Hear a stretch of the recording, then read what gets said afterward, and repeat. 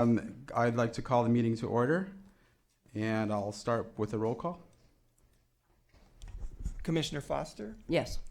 Commissioner Salton, Yes. Commissioner Duran, Yes. and Commissioner Phyllis has not arrived yet. Commissioner Terosis will not be here tonight. Oh, and here she is. Comes.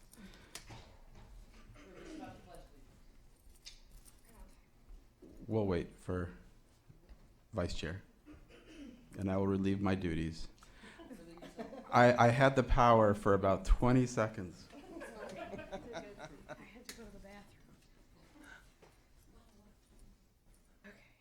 Are we on the Pledge of Allegiance? Okay, please stand for the Pledge of Allegiance. I pledge allegiance to the flag of the United States of America and to the republic for which it stands, one nation, under God, indivisible, with liberty and justice for all.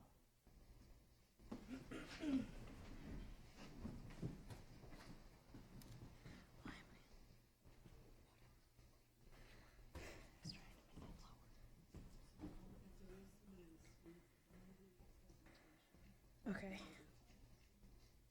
Okay. The next order of business is item 6. Approval of the minutes. For the meeting of August 8, 2019, do we have a motion to approve the minutes? I reviewed the minutes. I move to accept. I'll second. All in favor? Aye. Aye. Passes unanimously. Next item on the agenda is special agenda items and announcements pertaining to the Rent Control Board. Ms. Condon, do you have any announcements before we move to our presentation by the City of Santa Monica? Sure, I'd like to make just a couple of announcements this evening. I think we all know this has really been a momentous week for tenants' rights here in California and in LA County. LA County Board of Supervisors passed a permanent rent control law that will affect the unincorporated portions of LA County. And today the governor signed the bill that has moved through the legislature, which will provide a statewide rent caps and also eviction protections. So that's noteworthy. And also the City Council this week had a first reading of an ordinance which will extend relocation benefits in some situations for tenants on exempt owner-occupied properties. So I wanted to mention those. And then additionally, our next seminar will be a maintenance seminar that will be on Tuesday, October 15th at the main library in the morning at 9:30. That's presented in collaboration with the city's Code Enforcement Division, and we talk about all types of requirements for maintenance and repairs. And we encourage anybody who's interested to attend. You can sign up by contacting our office at 310-458-8751 or through our website, through our homepage. There's a link to sign up for the seminars. So you're all invited. And that's what I have this evening. And then did you want to introduce the speaker? Sure. Before we introduce the speaker, I just wanted to make a request for a potential discussion item in the future. I'm not sure at what point it'll be appropriate, but now that we know that the governor has signed the new rent cap law, I'm interested to know how the city of Santa Monica will be implementing it and whether the municipality will have any involvement. Perhaps that's something that we can just address down the line, including whether the board will have any involvement in implementing those caps. Okay. Sure. Okay.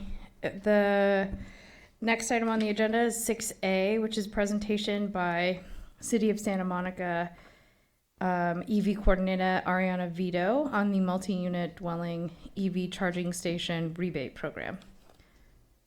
Thank you for being here for the other hot debate of the evening. Yes. Well, hi, everyone. Thanks for having me. My name's Ariana Vito. I work in the Office of Sustainability and the Environment with the city, and I lead our electric vehicle program and focus a lot on our charging infrastructure. So tonight I'm going to just give an overview of our rebate program for EV charging stations in multi-unit dwellings. So we had a small pilot of this program a few months or last year, and then started phase 2 just a month or so ago.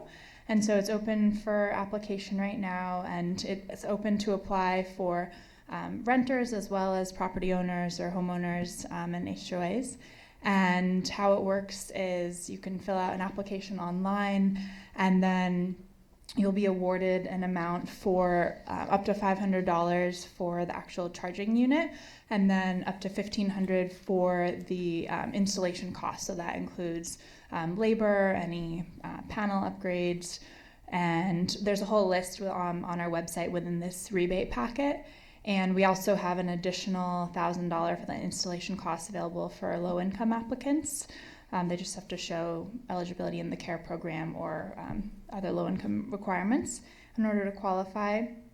And so the rebate packet pretty much spells everything out, but just to give an overview of how it works. So you'll fill out an application, and then the city will, or I will respond and tell you how much is awarded, or how much of the rebate will be reserved for the award.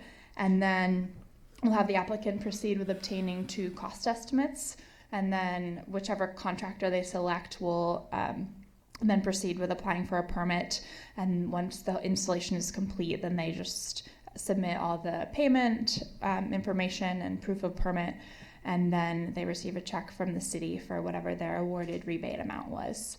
And so this, the concept of the program was part of our EV action plan that was released or adopted back in November 2017, because clearly there's a gap in just in access to being able to install an EV charging station within apartment buildings and condos. And we know the costs can be quite expensive, so this is really to provide a gap in the resources that have been available for those members of the community. So there used to be a Southern California Edison program that also offered a rebate for home installations, but that has since expired. They might open another round of funding, but I'm not sure exactly when that will be.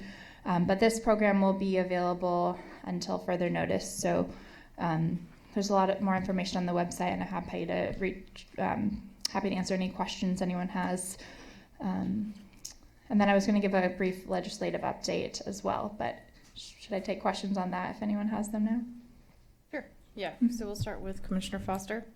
Thank you, and thank you for coming. I saw her at another give this presentation in great detail at another event, and asked her to come present to us because this is about multifamily buildings. So I have 2 questions.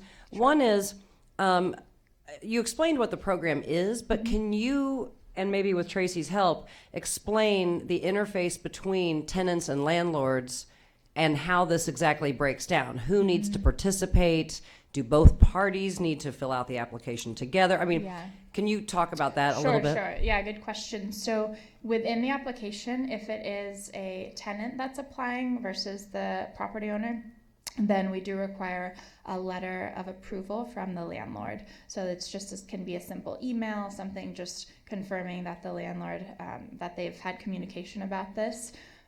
As I'll go into a little detail later, they are required to approve it unless there are any real safety issues that would be presented by the installation. But as we saw in the first round of the program, there wasn't always sufficient communication, and then the project ultimately got halted because the landlord just couldn't be bothered.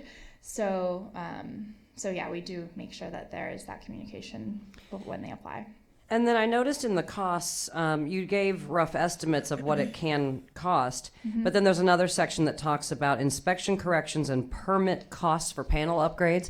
Can you give tenants and landlords any sort of an idea of what kinds of costs that the permit cost for a panel upgrade is?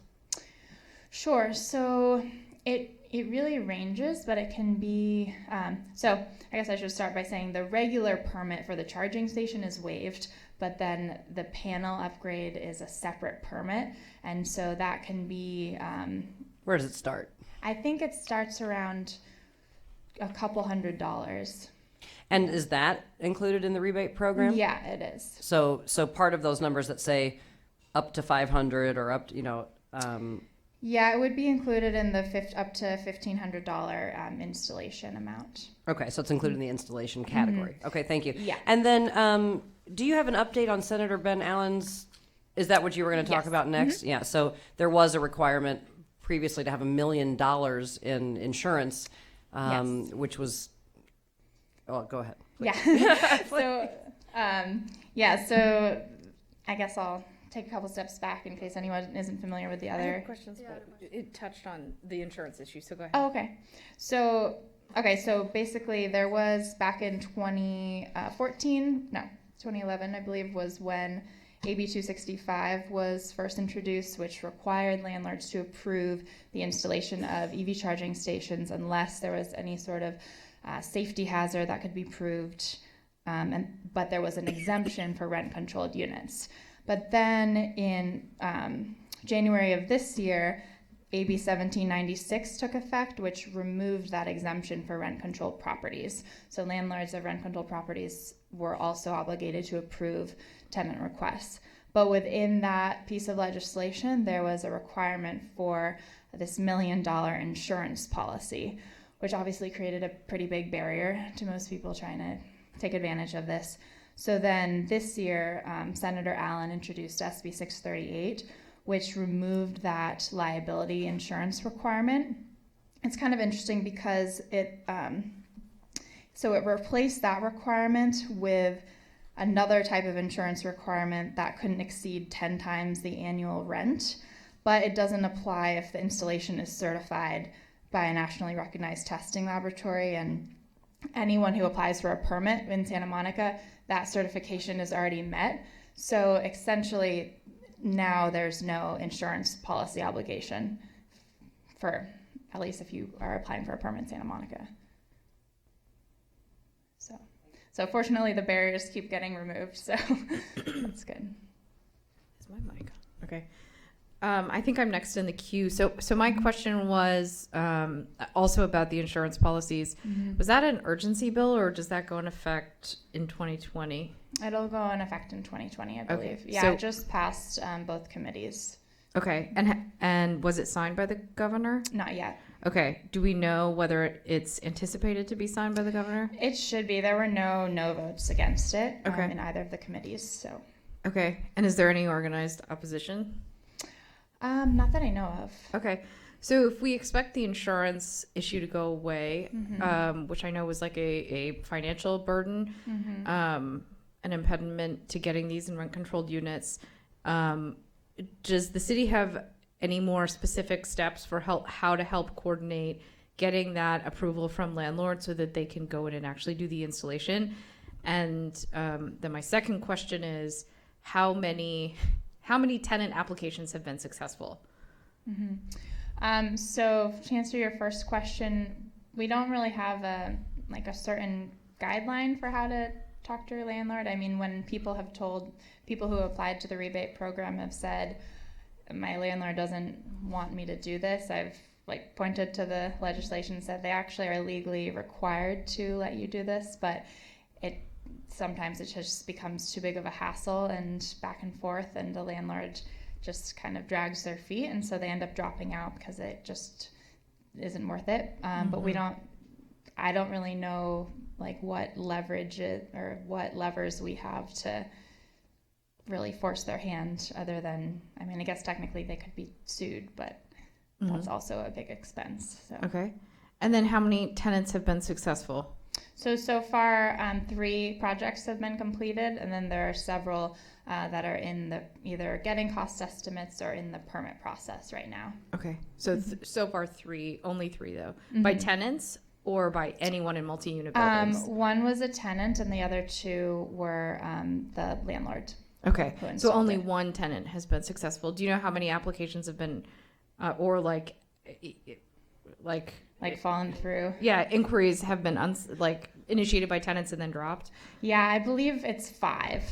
Okay, so this is an issue, and one thing I would like to give staff direction on, and I have a question about this, is if a tenant is legally entitled to make this type of change and the landlord drags their feet or refuses to comply or otherwise doesn't respond in a reasonable manner, can that be a petition for a rent decrease? Yeah.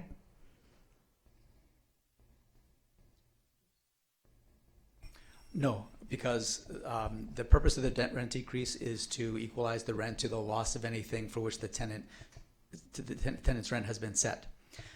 So if the tenant is still getting what they had when the rent was set, there's been no change in that, then no. The rent decrease process, the purpose of it is not to enforce other laws. It's not like a fine or something like that. Mm-hmm.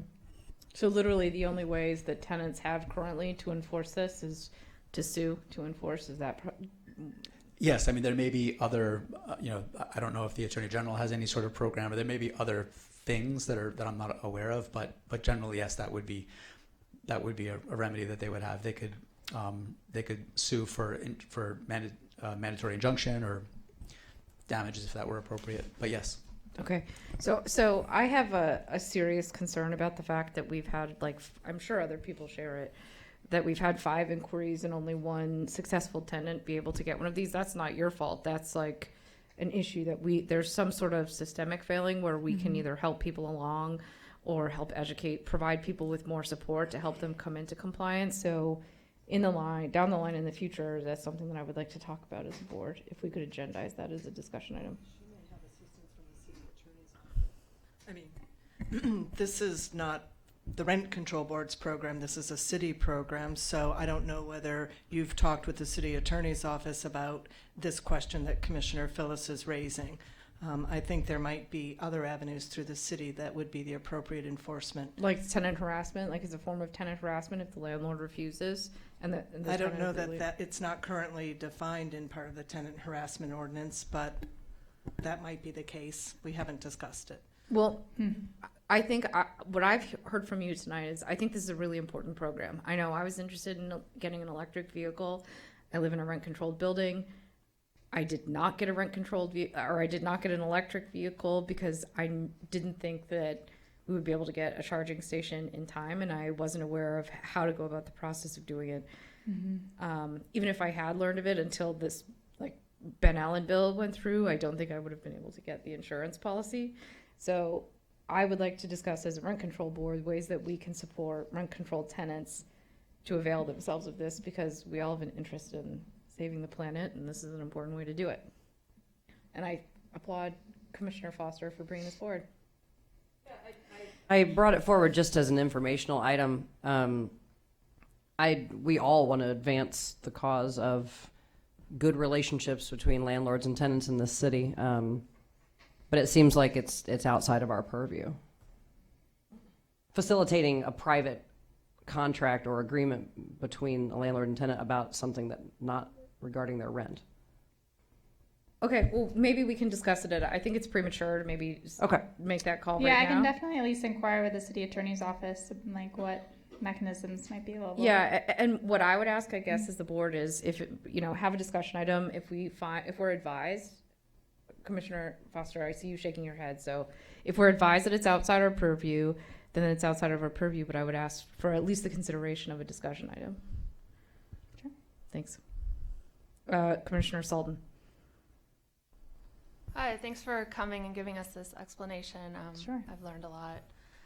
I wanted to ask, just for clarification, in a multi-unit building, who pays for this unit? I understand there's like a rebate from the city that would cover at least part of the cost, but who pays the rest of it? Yeah, so whoever the applicant is, so Okay. in most cases we've seen the property owners be the applicants, but if it is the tenant, then they would apply and they would receive the rebate and also pay the difference. And is this a unit that will charge like more than one vehicle? Like, are landlords only required to permit one charging station, or required to allow to be installed like one charging station? Or? So we, the program allows, or it covers the cost of up to 2 dual port stations. So it could actually be up to 4 vehicles. And we're prioritizing projects that actually serve more than one resident. Like there are some cases where, like, we have one of a question in the application asking if it would be used by other tenants, and how many people have an electric vehicle. So Okay. yeah. And then finally, so the additional rebate and that people who are low income, low income applicants are entitled to, it depends on, I guess, the income of the person who applies, be it the landlord or the tenant. And can you clarify how low income is defined? Yeah, so if they're enrolled in the CARE program through Southern California Edison, which is for low-income residents, then they just have to show proof of, like, they can show their utility bill saying that they're part of that program, or they can fill out the form from the housing division that they would fill out for other low-income eligibility requirements. So, I mean, it's like, because the housing division, it's usually related to area median income, so it's like as defined, like low income under the AMI. Yeah.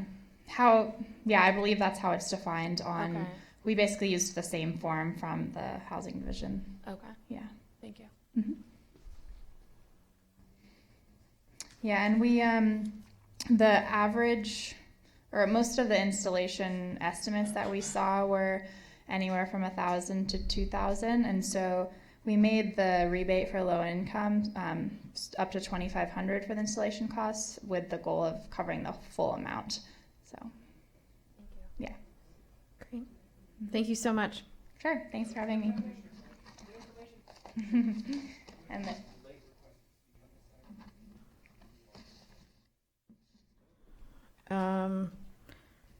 I'll ask my fellow commissioners, is there anyone in favor of hearing a request to speak on this item? I'm not opposed.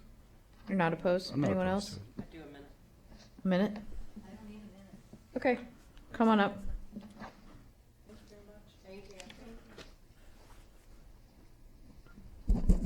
Thank you very much. I just want to know who pays for the electricity.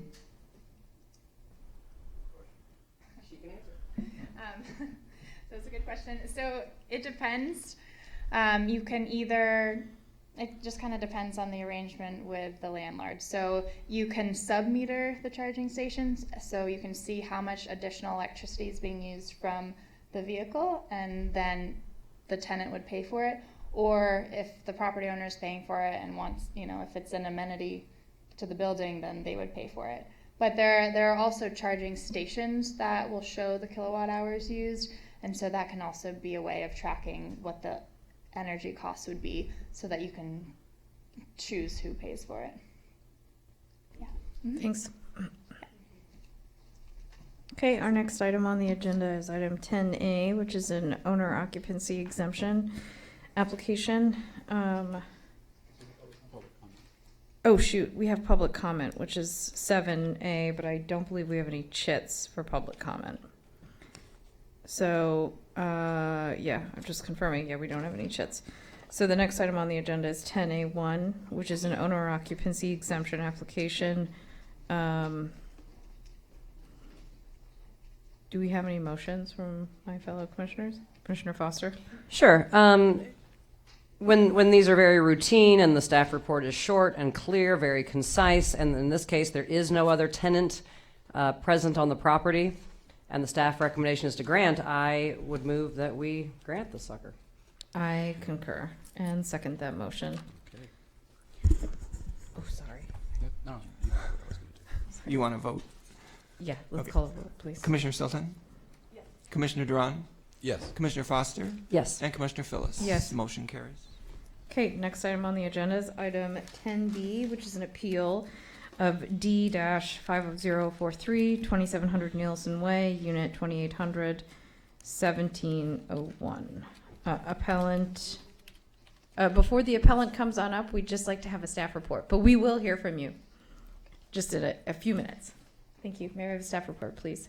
Commissioners, several tenants of the Shores at 2700 and 2800 Nielsen Way filed rent decrease petitions alleging various maintenance conditions and reductions in housing services.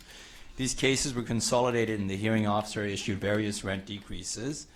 Ms. Nancy Bowe, who's the tenant of 2800-1701, has appealed the $200 rent decrease that she received related to security. The hearing officer gave her the decrease due to reduced security provided by security personnel ever since their role, title, and duties were changed by the current owners, and particularly it appears since a new firm was hired to do the job. Ms. Bowe argues that the reduced security provided by the security personnel also affects other conditions for which she sought a rent decrease, namely broken garage doors that are unattended, an inadequate parking security system, and an inadequate camera security system, and that she should receive an additional $300 for reduced security as a result. She also takes issue with the hearing officer's conditions for compliance. She thinks that the hearing officer should require the security personnel to be certified security guards, there be 24-hour coverage, and that she be provided access to security camera footage in her apartment. Because Ms. Bowe is a pre-99 tenant, her security amenity necessarily is based on the amenity enjoyed by the 1978 tenant under our law. The record includes a previous decision, which the hearing officer here took administrative notice of, that found that in 1978, the building entrances were locked with an intercom at the front door of the lobby, through which tenants could buzz in visitors when they could see who was at the door through the CCTV footage inside their apartment. Once inside, that guest's access was largely unrestricted. Security guards were stationed in an office between the two towers, and they patrolled the property. Douglas Emmett Management took over this property in 1999. They changed the security personnel's title from security guards to courtesy attendants. Instead of stationing security personnel in a central office, they placed one in the lobby of each tower. A post commander supervises the attendants usually from 2 to 9 p.m., and at night, a night guard watchman takes over around 11 p.m. when he or she can relieve the courtesy attendant at a desk when necessary. Doors remain locked, but residents must now use a fob key to enter the building, and guests must be admitted by the attendant instead of tenants through the intercom. And the attendant must then escort the guests to the elevator after verifying the right to visit and press the appropriate floor for them. The number of cameras have been increased to 16 per tower, and each tower's attendant must monitor the cameras for that tower. The attendants are also supposed to patrol the parking lot, but it appears the main responsibility for doing so falls on the post commander, who can order a vehicle towed if it belongs to a guest without a pass. The hearing officer found that there had been a reduction in the security amenity because management had failed to ensure that the attendants were sufficiently staffed and adequately trained to handle all their assigned duties. The board's regulation doesn't provide a specific decrease range for reduced security services, but provides a range of $30 to $115 for management services. Given this range, and the fact that security services have been reduced but not eliminated, and that Ms. Bowe's MAR of $1,713, the hearing officer awarded her a $200 decrease. To overturn the hearing officer's finding, the board, which is acting as an appellate body, must find that the record shows the hearing officer's finding to have been clearly erroneous and not reasonably supported by the evidence. Ms. Bowe alleges an ongoing problem with the garage gate breaking and being left unattended, leading to unauthorized entries. But the record shows that any problem with the gates have been sporadic. A tenant testified that the gates have problems working maybe a couple times a year, which corresponds to the work orders for the tower's garage gates that show management repairing the gates when there is a problem. Because the breakdowns are neither chronic nor current, the hearing officer found that the evidence failed to show a substantial reduction in the security they provide. To the extent that security personnel inadequately monitor a broken garage gate when that does happen, the decrease given under management services already addresses that deficiency. Ms. Bowe also alleges that in the past, guest cars without passes would have been towed, but she did not believe that any had been since management took over in '99. But the owner's agent provided documentation that showed that just in the 2 months before the first hearing, 5 cars had been towed. Photos also showed open guest parking stalls, which the agent attributed to the work the security personnel do in monitoring parking and passes. Given this record, the hearing officer reasonably found that the evidence does not show a substantial problem with the parking pass system that would warrant an additional rent decrease. As previously mentioned, the security camera system was also changed in 1999. Tenants no longer are asked to admit people through the intercom by looking at CCTV footage in their units.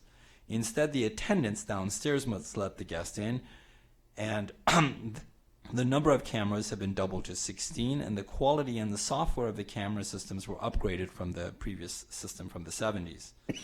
In the prior decision for this case, this new security system was found to be equivalent to the old one. But the current case shows deficiencies in how the new system has been implemented. And for that shortcoming, which the hearing officer attributed to inadequate staffing and training, the hearing officer awarded a decrease already under management services in excess of the range in the regulation. The record, therefore, reasonably supports the decrease amount granted by the hearing officer. Ms. Bowe was also asking the board to require the security personnel to be security guards registered with the state who have completed the training requirements of the state. But while the record shows that the 1978 security personnel were called security guards, it does not show that they had completed the state training or were registered with them. Therefore, there was no basis for the hearing officer to make that requirement a condition of compliance. And instead, for that reason, the hearing officer conditioned compliance on the landlord providing an adequate number of security personnel with the training necessary to provide the services equivalent to that provided in 1978. Mrs. Bowe also asked that security personnel staff the front desk 24 hours a day. In fact, they're supposed to under the current system, and to the extent that they do so inadequately, that is because of the staffing problems and the training issues, which is already covered by the hearing officer's conditions for compliance. Finally, Ms. Bowe asked that compliance be conditioned on her having security camera footage in her apartment, again through CCTV as in the old system, where that was necessary for admission of guests. But the hearing officer in the prior case already made a final administrative finding that found the two systems equivalent, since now attendants must buzz in guests, confirm the right to visit, and escort them to the elevator, selecting the floors that they can visit. Deficiencies with the system is not because of the lack of CCTV footage in a tenant's apartment, but the inadequate staffing and training of the personnel, which the hearing officer's conditions of compliance directly addresses. For these reasons, staff recommends that the board affirm the decision of the hearing officer and the findings of fact and conclusions of law in this case. There are no questions for staff. Go on to our speaker list. We have one speaker on this item. That's Miss Nancy Bowe. Ms. Bowe? Yes, and you have 5 minutes. Okay, I'll try and talk fast. The problem with this case, whatever you want to call it, it's taken 589 days, 405 work days, 1 mediator, 2 mediations, 2 hearing officers, 11 hearings, 2 property managers, 1 Shores attorney, 2 hearings, my attorney, so many documents, photos, witnesses, testimony of 4 petitioners, Mr. Seltzer's 138-page decision, my appeal, a staff report, and then me repeating this. I didn't realize this gentleman was going to just read his stuff because he really just read what the staff report was, which is basically wrong. When I moved in, we had security guards. It's in testimony. Mr. Charles Bennett, if you go to the testimony, was a security guard. He said he had to have his guard's card in order to apply at the Shores. So in another paper I put forth, the state of California in 1977 said that guards had to be licensed. So I'm requesting, let me just say, in the dictionary, security is the quality of state of being secure, freedom from danger, safety, freedom from fear. Courtesy is behavior marked by polished manners or respect for others. In the testimony of the property manager, he said he didn't even know the training. He didn't know the background of these courtesy attendants. You know, it's like taking Santa Monica police officers and say, okay, now you're all just going to be Santa Monica ambassadors. It's a completely different job description. And in the compliance that Mr. Seltzer said, more personnel and more training. Well, let's bring in 20 dog walkers. They're all trained. They're trained to be dog walkers. No, my point is they were security guards. We don't have security guards. We have courtesy attendants. Security guards know when they look at the monitor, and I just want to show you. The old monitors in the old security office, which was 24/7, had big monitors, and the screens were 5 by 5, 4 screens per monitor. The guards could change it to a full screen at the flip of the button. They could also get audio. Now that's all in Mr. Bennett's testimony. Now, this is what this is what they have. All the camera footage, they have 2 of these on their desk. And I'll give you a good example. Today I walked up, the girl was on her phone, and she had a novel on her lap under her phone that she was doing. That's the kind of, she's a lovely person, but that's what we have nowadays. So these are on the desk, and again, in my paperwork, and he's talking about security, it says right here, security gates under reduced housing services. That's what I'm requesting, security gates. How can you call it? It's courtesy gates. It's not security gates. So and to go all through this, even, I get the 138-page decision, and they didn't even compute my rent right after all this time, that I had to bring it to their attention that they were $200. They were giving me $500 off then. I said, I think the numbers are wrong. So then they wrote me and said, oh yeah, you're right on that. So it really has been a travesty. I didn't realize, I thought that you all were going to get my paperwork and read all this. Oh, you have. So you know already what he wrote. Okay, good. Good to know.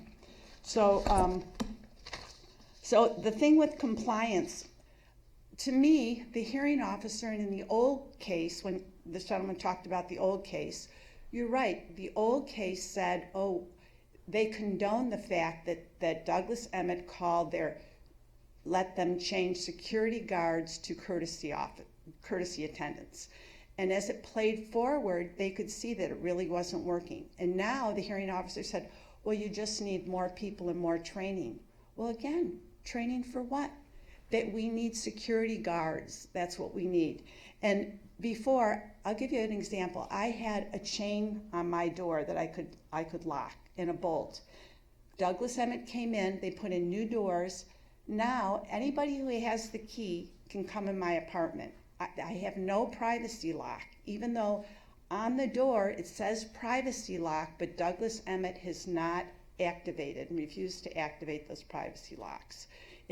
And this is in my testimony, the assistant manager one day said to me, oh, I lost my keys a couple weeks ago, I don't know where they are. It's like, okay, so this is the kind of security we have. She lost her keys, and I don't really have a privacy lock. These are the things that slowly Douglas Emmett has taken away, and I think it's the Rent Control Board's fiduciary responsibility to stop, because Douglas Emmett, their whole thing is they pride themselves, and this was in my testimony. Is that my 5 minutes? That's your time, but I'll give you. Finish my sentence. Yeah, why don't you wrap it Thanks. up? Thank you. Pride themselves on the fact that they pay less than average for their operating expenses for their apartment buildings. They pride themselves, and they take that cutting and they give that to the shareholders. So rather than be concerned about the safety of their tenants and calling it security, and I wish y'all would read the property manager, what he said about security and his knowledge about the background of these courtesy attendants, that he didn't even know how they were trained. Yeah, it is. Decorum. So, anyway, she threw me off, sorry. Okay, so I think that's, if you have are you all wrapped up? Feel like, I realize that you have probably much more to say. I just wanted to make sure that you had a chance to wrap everything up, and it sounds like you have. Yeah, it's just been a travesty. It really has to have 2 hearing officers. I mean, it's just been I won't even call it what I call it private, but it's not security anymore. It's not security, and they're getting away. And the rents, they're raising them higher and higher, and they're taking more and more away from us as tenants. So. Thank you for your testimony. Okay, thanks.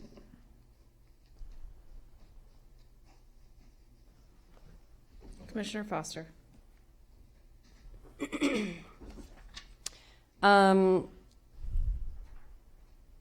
I think what you've been through is terrible.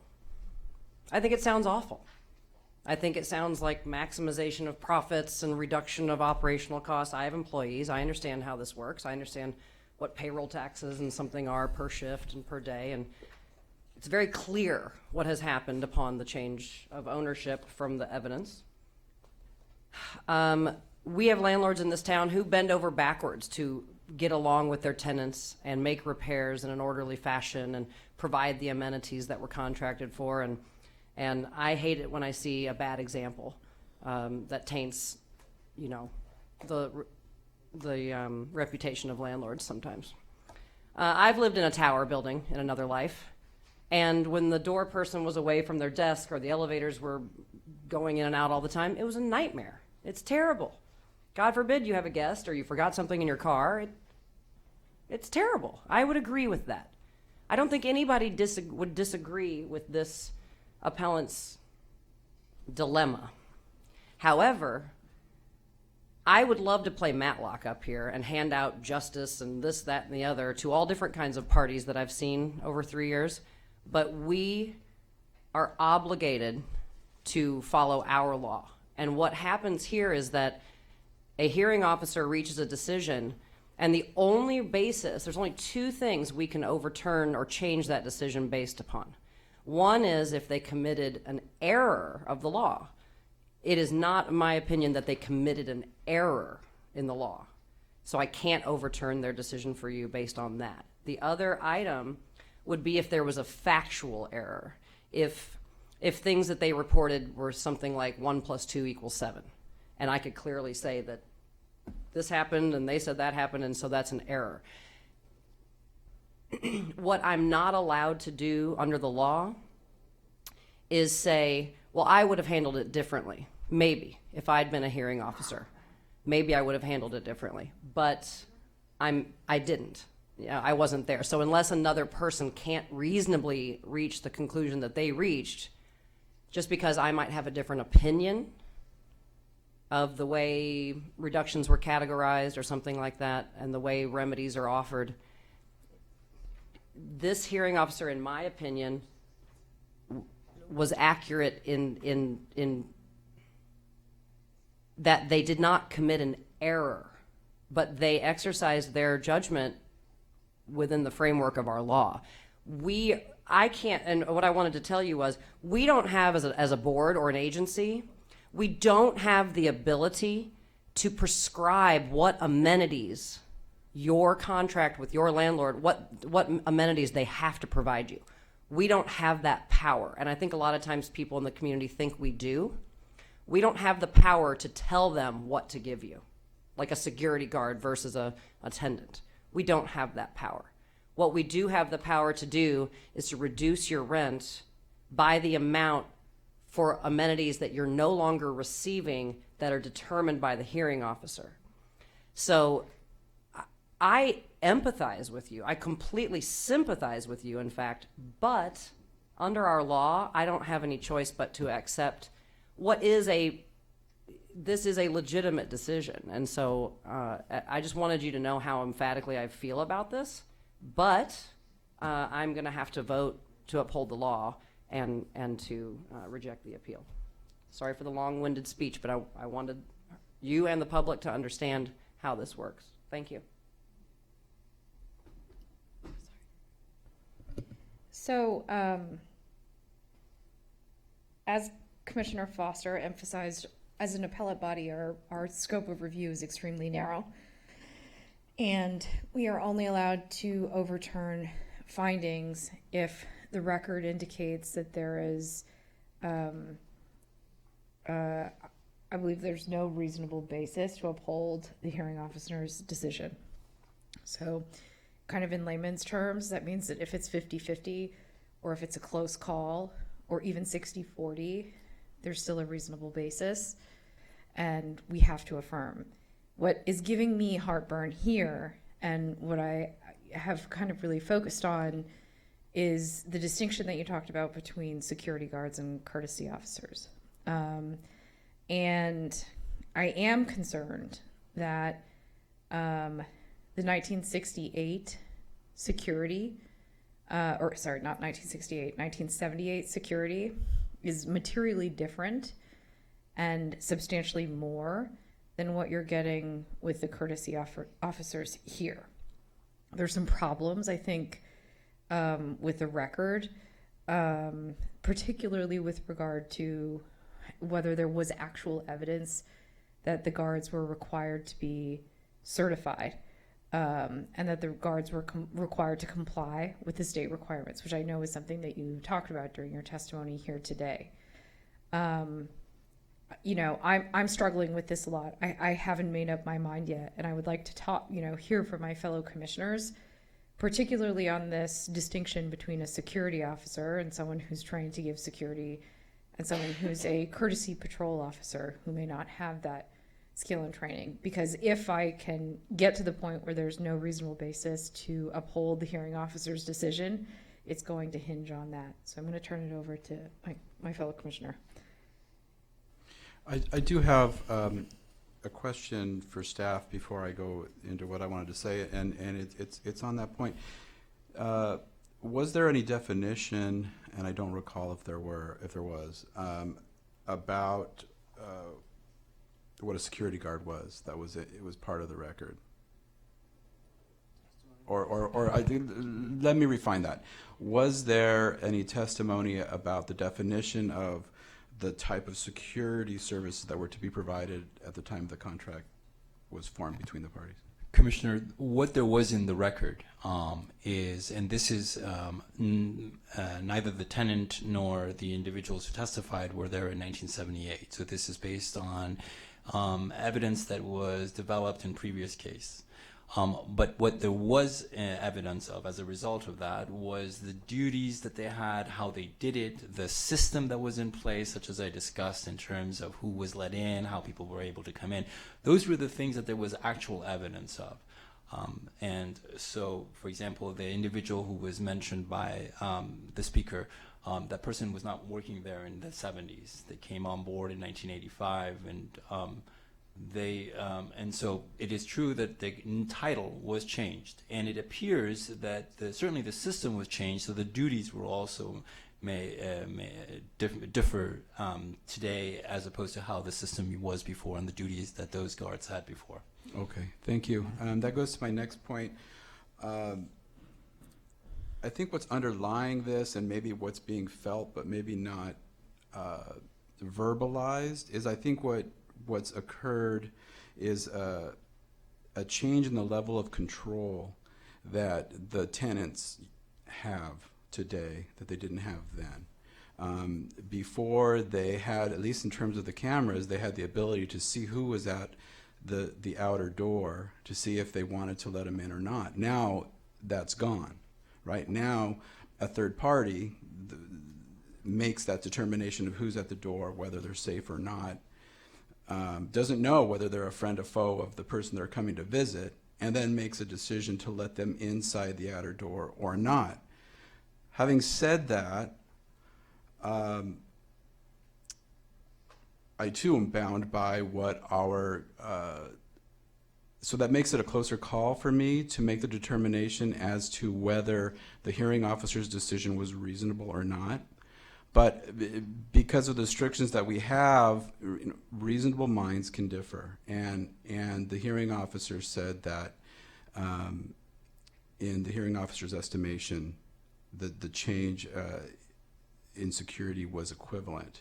So I can't, even though I think I make it a closer call, I can't say that the hearing officer was unreasonable in the decision that they came to in making that decision. So I too am troubled by these factors.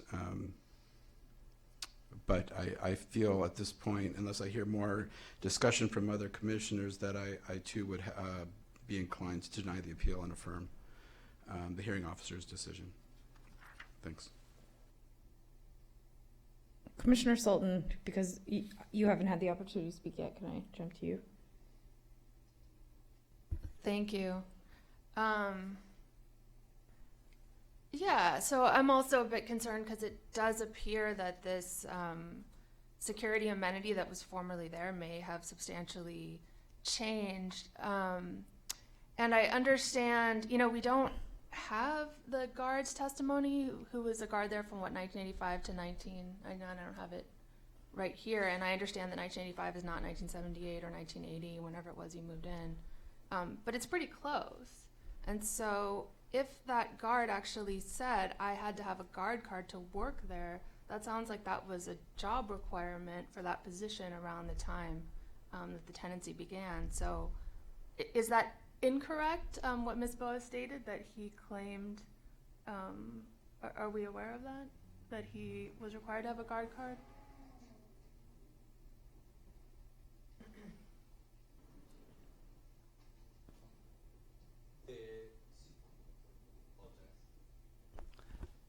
The security card had testified that he had, in fact, a guard card, but he did not know if that was something that was, in fact, a requirement of his of other people who were working there at the time. The gentleman also had a gun, and he carried a gun around, but that, again, that was something that he did on his own. So what was not in evidence was that requirement having been a requirement for all the security personnel in 1978, and that hinders the conclusion to the contrary.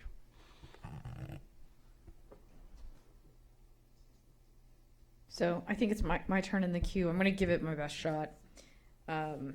So here's why I think the hearing officer's reasoning was unreasonable and not supported by the evidence in the record. We know that the hearing officer already determined that there was a loss in the amenity, right? There was a loss in the amenity warranting a $200 reduction. And the $200 reduction was supposed to compensate, I believe, for the losses and the changes in the type of services, the quantity of services, right? I know we have to look at that in connection with the total amount of the tenant's rent, as well as the recommendations, right? We know that $200 is above the recommended guidelines for management services. There's not really a clear window for what security services is. We also know that your rent was around 13. Okay.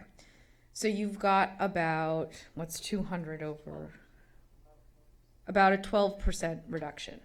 So then I think, okay, was this a material part of coming to the shores, right? Is this a material part of the services that are integrated into the shores? And is there a meaningful difference between the shift from the reduction of services, the quality of services, the training of the people, where $200 is just utterly insufficient? And I think it is, right? Because let's think about it in a medical context, right? You have a doctor who's trained to do things, and you pay doctor services to get your doctor to do whatever he needs to do, and then all of a sudden you get a nurse's assistant who's trying to do the same services, right? And they don't necessarily provide the same services. Maybe they provide a more restricted amount of care. Maybe they're not qualified to provide certain services. There's a limit on the types of services that they do offer. I think that's a material impact. We know it's in the record, right, that it was called a security guard. There was a decision to shift to call them a courtesy officer. Also, in addition to that shift, you have a courtesy officer with a significant diminution in services.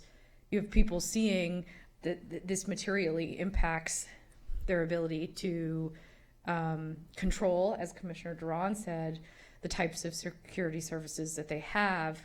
I think that the evidence in the record shows that a $200 award, that dollar amount, is unreasonable. And I think it should be more. I don't think it should be $500, but I do think it should be more. And I think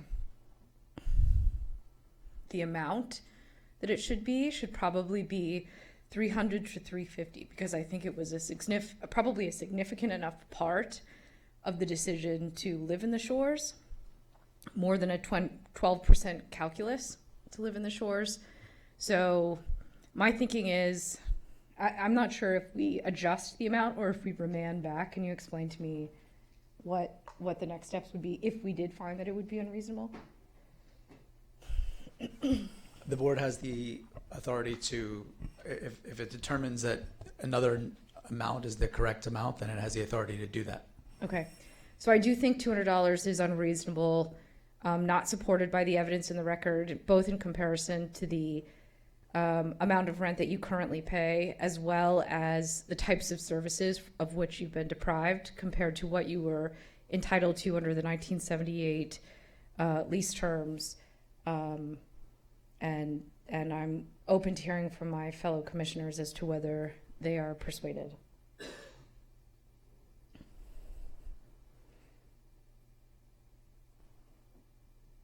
Commissioner Drawn? Is there some way, and this is direct to staff, is there, and I don't know off the top of my head, is there some place where I could look to see kind of what a range of an additional decrease could or should be?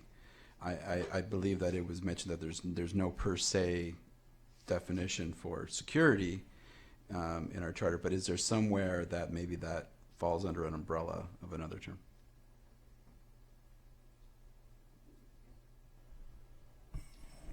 I believe that Ms. Nalabov is probably the best person to answer that question because she's the hearings department manager.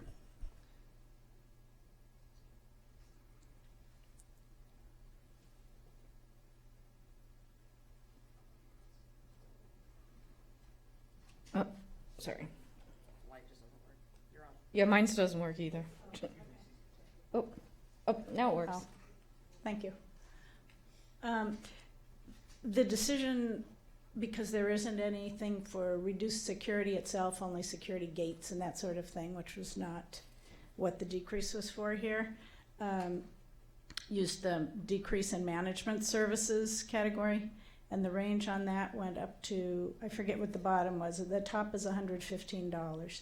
The hearing officer thought that that was not adequate, and so had reasons for going above the range.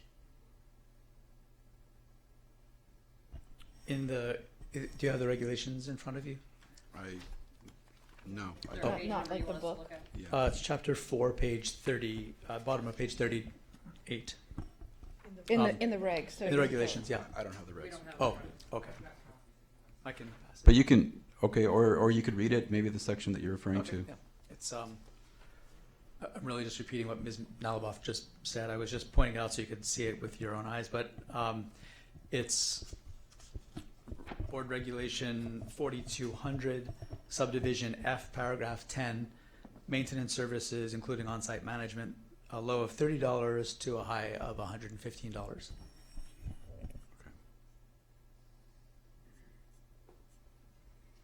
Yeah, I mean, I'm really struggling with the fact that this is, I don't think on-site management is comparable. I think the hearing officer would probably agree with that, which is why they went above the range. So we're kind of in uncharted territory in terms of how do you quantify the loss of the fairly extensive types of security services that they got, right? And I just feel like $200 is too low. And while I see you in the audience, unfortunately, your time is up. The board is in deliberation, but we do acknowledge you.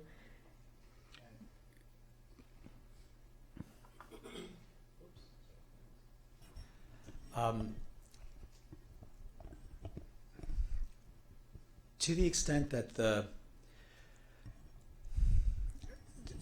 there's a generalized feeling that the amount feels too low, it's important to ask whether that is an indication of it being the case that no reasonable person could have reached that value based upon the evidence, or is it more like saying, if I were the hearing examiner, this is what I would have done because I would have felt differently about it. And so,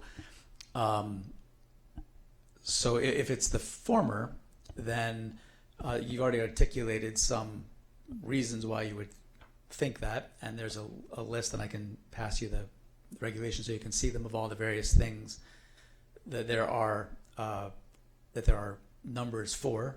You can come to whatever conclusion that you come to based upon the criteria that you pick, but you have to articulate it. But again, I would just be clear, and I know that you've articulated this yourself. All the board members have that what the board cannot do is just substitute its own judgment about it as though it were the hearing examiner. But so with that, I'll stop. Commissioner Drawn? Yes. To that point, I think Mr. Douglas raised a point that I had forgotten, and that is that the hearing examiner did give an increased amount beyond what the range was allotted in the book for the reasons that we've heard. And so the question I feel I need to re-ask myself is, based on the fact that the hearing examiner gave an amount higher, right? Maybe saw the egregiousness, maybe saw all the factors, already jumped to the conclusion that more was appropriate here. And so my question now is, based on that information, is that reasonable? And I can't say that the hearing examiner was unreasonable, knowing that they allocated more money than what was put in the regs prescribed. So I've kind of waffled back and forth, but I think I'm back to the point where I because of that fact, I feel that the hearing examiner's decision was not unreasonable, and I would have to deny the appeal and affirm the hearing officer on that fact. That's my feeling at this point. And I'd also like to say that, of course, and correct me if I'm wrong, should the Shores make the changes, go back, the decrease goes away, correct? And it goes back to what the regular. So they, even then, they still have measures they can to fix the problem and get back what they were getting before the changes occurred. Thank you. So I'm gonna give it one more whirl to try to convince my fellow commissioners why I think this is unreasonable. All right, and they're sure, yeah. So I think for me, it's kind of crystallizing around two things. One, I think it was incorrect to look to management services as a proxy for security services. I don't think that was really the appropriate range. You know, I'm looking at the loss of some other core amenities, which include, you know, loss of security gates, doors, and fencing that goes up to $260. I'm looking at other kind of core amenities, loss of furniture, loss of, you know, that goes up to $275, loss of parking, that goes up to $550. I think there was a fundamental error in choosing the cohort by which to measure this. And I also think there was a fundamental error in equating the courtesy patrol services, which are the admitted change, with security services, which I think are just very different in nature, very different in the quantum of protection afforded to the tenants. And I want to emphasize to my fellow commissioners that I'm not looking at this from a de novo basis. I'm looking at the metrics by which the hearing officer arrived at their decision.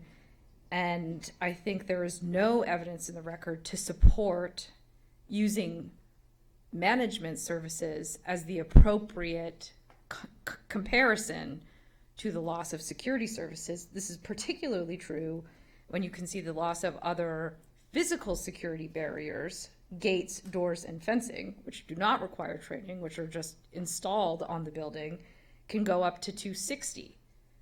That at the very least, I think when you have someone who was supposed to be specially trained to provide those services at a higher quantum of care, and in a higher amount to the building, that it certainly warrants exceeding the loss of physical services for security. So I think as a legal question, it was inappropriate to look at the loss of management services as the cohort, which is why I think we have to get above 300.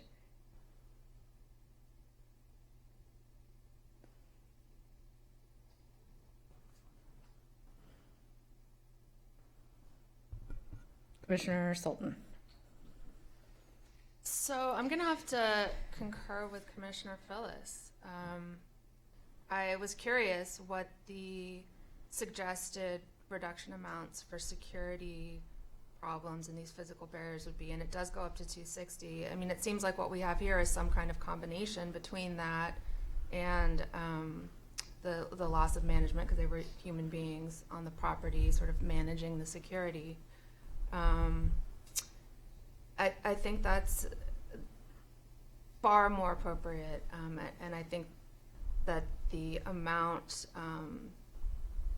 ordered by the hearing officer was inappropriately low. I understand that apparently the testimony of the security guard that we do have from the 80s, who started in the 80s, he said, I had a guard card, but I don't know if everybody else had guard cards. I had a gun. I don't know if everybody else had a gun. I mean, the reality is, apparently the folks there, as far as we know, the folks there at that time were walking around with guard cards and guns, like whether or not they were, technically according to the manual required to do so. So that's appears to, have been the situation back in the 80s, which was pretty close to the time when this tenant moved in, and that's the sort of, the amenity when around the time she moved in that I'm looking at, what do we have now? And it looks like it's dramatically decreased with these, whatever they are, attendance. So I'm inclined to, apparently we can suggest a new amount that we think is appropriate. Perhaps somewhere around, $300-ish, I think would be appropriate. That's where I am on this one. Commissioner Foster. I have a question for staff. There was another month where we only had 3 people on the dais, and because we had a 2-to-1 vote, for instance, that resulted in a default position. Would the same thing happen here? I'm just curious, asking, because it's never happened on a case like this, on an appeal. If we have 2 versus 2, for instance, what would be the end result? It depends upon whether the board can move from that 2 and 2 vote. If there's a motion and the vote on that motion is 2 and 2, then the motion fails because the motion has to have a majority. But that doesn't prevent somebody else from having another motion, and the board can keep doing that until it reaches some decision. Or if the board determines that that's not going to happen, then there's no decision by the board, which would result in the hearing examiner's decision becoming the decision. Thank you. But I would say that in general, because the board is tasked with making a decision, that it's best, if at all possible, to avoid that happening.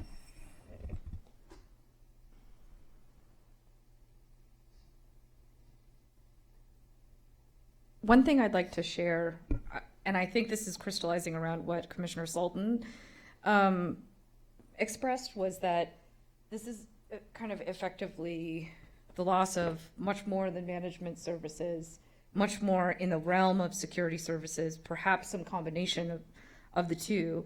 So they were looking at the inappropriate metric by which to measure these personal services. So then if we go back and look at the loss of security services, which range from physical security barriers, right, 30 to 260. Now I'm going back to check for the loss of management services to see what those are. 115. Did I miss it? Did I just miss it? Okay, loss of management services, including on-site management, 115. I'm just trying to see if there's any other. Just by comparison, a broken or missing smoke detector is it up to a $75 decrease? I think a broken or defective intercom, which itself is at issue here, a $40 increase. I think we really were looking at the wrong proxy for evaluating the amount of the loss of these services in a very fundamental way. I'm happy to share this with my fellow commissioner to the extent it would be helpful. If your mind is made up and don't want to see it, I'm happy not to share it as well.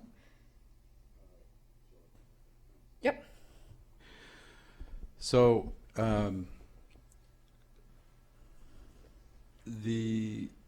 guess the point is that the top end for the management service was 115, and there was what does that make it? Horrible math. $85 jump above that. So to the extent you want to pull in another level and allocate it to something else, I think that that's still $85 that you would need to allocate somewhere, and then find, in addition to that, there has to be another increase level, and so I just don't believe that the hearing officer's decision in giving that extra $85, based on the circumstances that we've heard, testimony we've seen, and the evidence we've seen, that it's an unreasonable judgment. Commissioner Foster. Thank you. I truly respect the opinions of my fellow commissioners. And like I said in my initial testimony, I would love to have my Matlock moment and just substitute my judgment for another person's judgment. But I have a lot of respect for my duties on this board, and I want to protect the agency and our ability to protect the diversity and affordability of everything in this town. And I don't want to risk, the integrity of our board decisions. That's I'm not insinuating that anyone else that has a different opinion, because I agree that there absolutely could have been other categories, and I said that in my testimony, that I thought there should have been other categories that these decreases were awarded in. And because they have different ranges, you could reasonably calculate higher rent reductions. But I'm bound not to substitute my judgment for something that could be reasonable. And actually, I was wavering a little bit until what Commissioner Duran just said, that we've always known that these are ranges. And we've always known that a hearing officer can go a little bit below or a little bit above any of them. But this hearing officer chose to max one out and apply $85 of another, resulting in 12% of her total rent being reduced. I think that the four walls, the plumbing, the bathroom, the kitchen, the two bedrooms, the two bathrooms, the view, and the space in her apartment is, 88% of her tenancy. And that 12% of it could reasonably be ascertained to be what was reduced in this. So I just don't feel that I have the right or the ability to substitute my judgment for a hearing officer. Thank you. Commissioner Sultan. I have another word. I wanted to also ask staff about the compliance conditions. Do we as a board also have the capacity to amend those, to change those?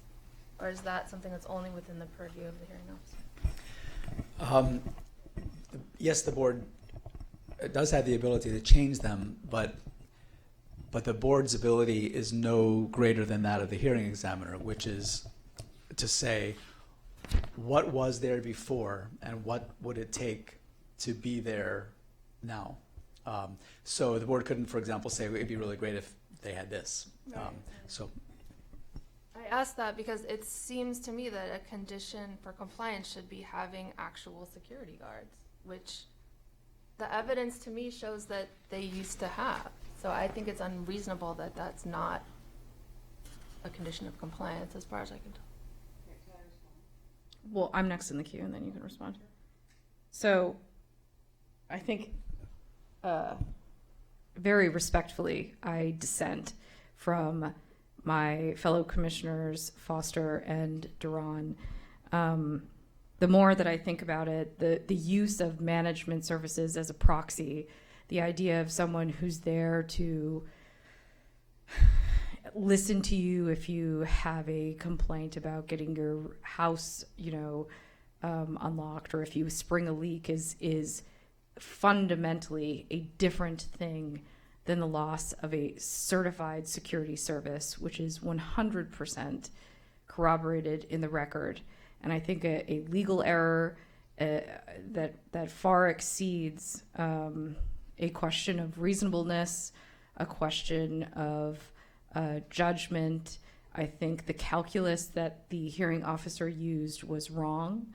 And this is not a question of whether you can find $85 somewhere else to creep up, because the fundamental premise is management services from the outset should not be used as the base. If anything should be used as the base, it should be physical barriers, which I think are less valuable than personalized security barriers. And we know that physical barriers were valued at $260.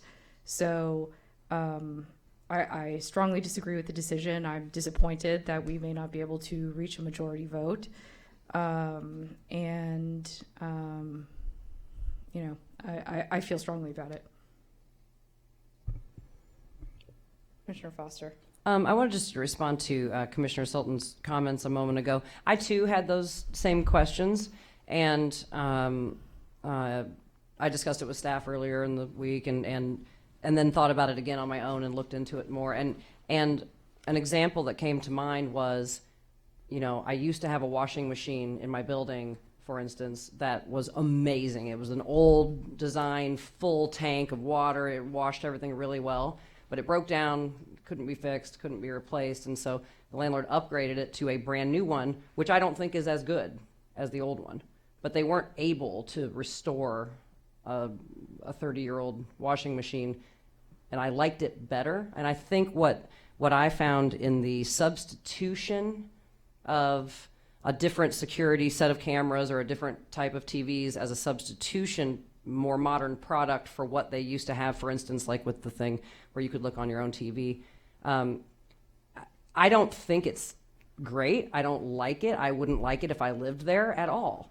But again, I just keep going back to the standard, which is, could a reasonable person think that a substitution of a modern product for an old one is a reasonable substitution? And again, I don't like any of it, quite frankly, but I wasn't asked if I like it or not.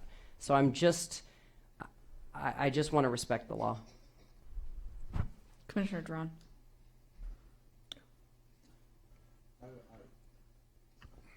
I would like to call vote and see where we are after that's over, and see what. Yeah, I'd like to make a motion to deny the appeal and affirm the hearing officer's decision. I have a second. Roll call. Commissioner Foster? Yes. Commissioner Duran? Yes. Commissioner Sultan? No. Commissioner Phyllis? No. Motion fails. All right. I'd like to make another motion. Well, we have counsel in the queue. All right. Mr. Lewis? He'd just been in the queue before the motion, so. True. Go ahead, please. Okay. And then also Commissioner Sultan was in the queue before Commissioner Foster. So why don't we take counsel, then Commissioner Sultan, then Commissioner Foster, and see if we can take another vote. Well, I believe I can make a motion at any time, though, can't Are I? you going to cut off your fellow commissioner? I think you might like the motion if Okay. you give me a moment, because it is my right to make a motion in the midst of discussion. It doesn't have to be seconded, but I can make it. In the interest of reaching consensus, because as council has advised, it is better to reach a decision than a no decision. I'm willing to change my position and entertain an amount of $300 and move that we reject the hearing officer's findings and substitute $300 for $200. Second.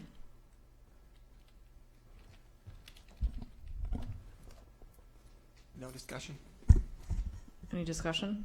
Yeah, I'll discuss. I think that adding $100 to the tab is completely arbitrary, not on any basis of any of the criterion that you discussed in your analysis.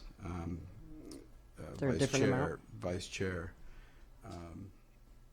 Phyllis, and because it's arbitrary, that to me is unreasonable. So I can't support that. In discussion, would you have a different amount you would suggest? Do you have a friendly amendment to the motion? No, because I think that would also be arbitrary. Then I'll withdraw the motion.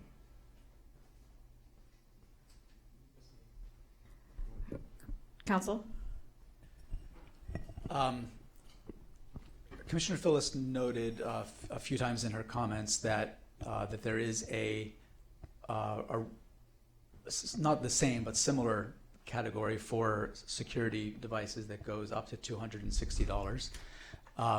The range is a range that accounts for two kinds of fluctuations. One is the degree of the reduction of that thing, and the other is the amount of rent that the person's paying. So somebody's paying a lower rent, even if they had a full reduction, might not get the full decrease amount. Ms. Bowe's rent relative to the other rents in the building is somewhat low. She's a fairly long-term tenant. The upper range of that, $260, is an amount that the board can specifically point to as something that is security related. So I would just point that out as to the extent that the board is concerned with arbitrariness or something else, that at least is something that that the board can point to that's very clearly related to what the board has been discussing.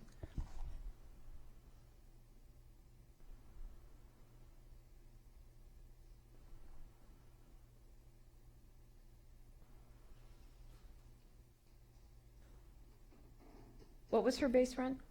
1713? Yes. Current maximum allowable rent.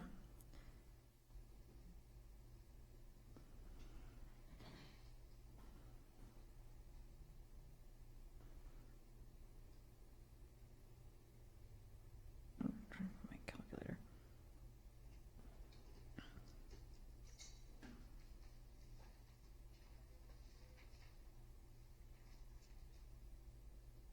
So we know that the $200 amount is roughly 12%. We know that in addition to the ranges presented, Council, can you please confirm that we are supposed to take into consideration the impact of the services vis-a-vis the tenant's current rent? Is that correct? Yes. Okay. I think the security services for a building like the Shores, which is unlike any other building in this, honestly, in Santa Monica, there's maybe one other building that's comparable. I think those types of security services are material to reflect that materiality and to try to address my fellow commissioners' concerns about arbitrariness. I think that we should either look at approximately a 1/3 reduction in the amount of rent, something between a 1/3 reduction, which would be roughly 3 times, or the 260. We know that 300 over 1713 is approximately 17.5% of the base rent, which I think is much more appropriate, given the uniqueness of this building and the uniqueness of those services. I'm not sure that there are that many other rent-controlled buildings, with the exception of maybe, what's the one on Ocean Avenue? Do you have a number in mind? I'm just.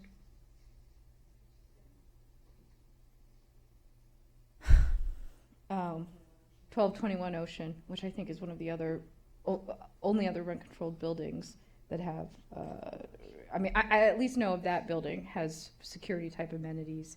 It's comparably close to the water. It has similar height, structure. I mean, it's not nearly as high as the Shore, but I think it's somewhat comparable in many ways. Given the uniqueness of the building, the uniqueness of the services, I think it should be closer to 20%. So I'll get to 20% of 1717 or 1713, which is $342. That's the number I'll come in at. I'm trying to tie it to something to give folks a reasonable basis. It's within the 300 to 350 window. I would really like us to reach a majority decision, but I realize that there are concerns here.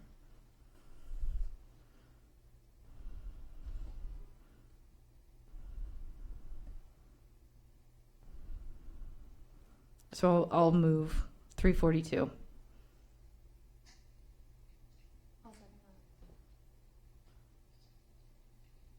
I'll call the vote. Commissioner Sultan? Yes. Commissioner Duran? No. Commissioner Foster?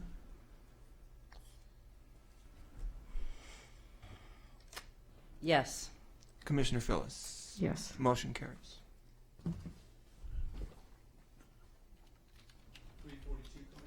Yeah.